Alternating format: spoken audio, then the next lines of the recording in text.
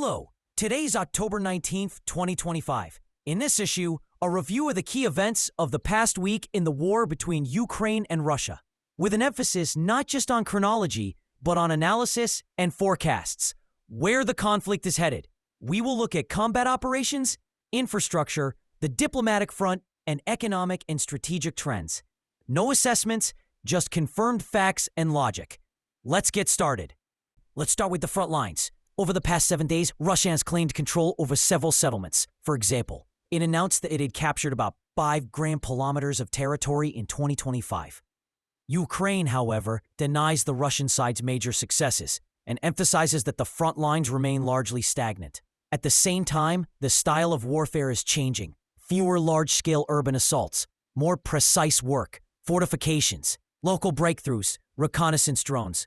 Analysts note that Russia's pace of advancement is slowing, but the cost of this advancement is increasing. What does this mean? First, Russia can count on endurance, but not on an explosive breakthrough. Second, Ukraine is gaining room to maneuver for defense and counterattacks, but its resources are limited. At the same time, pressure on the rear lines and infrastructure is growing. We will talk about this further. The next key area is attacks on infrastructure. This week, powerful attacks on Ukraine's power grids and gas facilities were recorded. For example, an attack on a gas processing plant in the Shebelinka area, Kharkiv region, involving more than 300 drones and 37 missiles.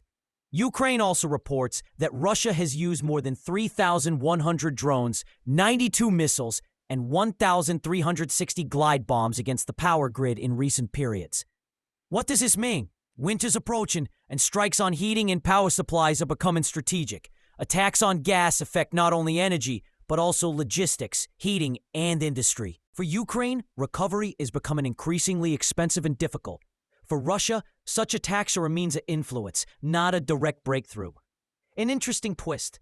Ukraine is increasingly responding with strikes on Russian fuel infrastructure. Thus, we are witnessing a two-sided infrastructure war, not only on the front lines, but also in the economic rear. The question is, will Ukraine be able to hold on to its resources until spring? And will Russia be able to force Kyiv to negotiate through such a foundation? We will move on to diplomacy. The diplomatic front has been busy this week. Ukraine and the U.S. held talks, but no specific deliveries of long-range weapons were confirmed right away.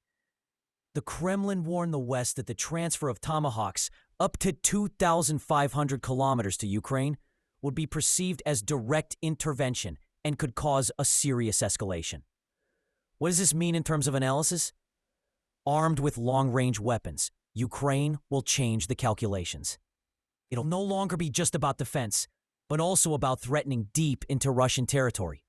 Russia will be forced to either develop its own countermeasures or make diplomatic concessions. The West is at a crossroads. How much and when? The supply of weapons is a political move with consequences. On the other hand, there are sanctions and the economy. Russia is facing a decline in fuel exports and growing internal pressure. Ukraine is betting on this. At the same time, negotiations have not yet reached the level of a peace treaty. They are more tactical and geopolitical moves. In analytical terms, diplomacy is effectively becoming a fourth front. Let us move on to the economy and strategic resources, particularly fuel and energy carriers. Ukraine has intensified its attacks on Russian oil refining facilities, which has already led to a reduction in oil exports and fuel shortages in Russia. According to analysts, almost 38% of Russia's refining capacity could be put out of action. In Ukraine, more than 60% of gas production and a significant part of electricity generation have been damaged or occupied.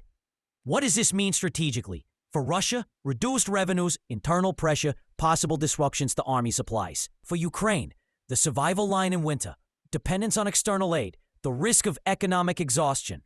Moreover, the resource front affects European geopolitics, energy security, gas prices, winter load. In analysis, if Ukraine can hold on to its infrastructure and receive sufficient aid in winter, it will have a window of opportunity for a counteroffensive. If not, Russia may increase pressure. The important point here is that resources and the economy are becoming a much stronger limiting factor than territorial gains. Finally, a forecast. What could we expect in the coming months? Let's consider 3 scenarios. Scenario A, frozen conflict. The front line remains virtually unchanged. Infrastructure suffers, but neither side takes decisive action. Ukraine maintains its defensive line. Russia keeps up the pressure. Most analysts consider this a likely outcome for the winner. Scenario B, Ukrainian breakthrough. Ukraine receives sufficient support, equipment, and ammunition, and in the fall and winter launches a counteroffensive or a series of strikes against Russia's rear, changing the balance of power. Support for resources and infrastructure is critical. Scenario C, Russian escalation. Russia either introduces a new mobilization, expands the front, or uses infrastructure terrorism tactics to force Ukraine into negotiations. What is the probability of each? According to my analysis, A, 50%, B, 30%, C, 20%, but with the possibility that C could rise sharply in the event of an external event. Example, direct intervention by the West or a major accident at a nuclear power plant. Key things to monitor: supply of long-range weapons and training to Ukraine, the state of Ukrainian infrastructure and preparations for winter, the internal Russian context, economic mobilization resources, possible diplomatic breakthroughs or major accidents, e.g. nuclear. If Ukraine survives the winter and receives weapons, the likelihood of Scenario B increases. If not, Scenario A is more likely. If Russia feels that its resources are running out or order is disrupted, the risk of Scenario C is activated. Thank you for joining us. Subscribe, like, click the bell icon, and we will keep you informed.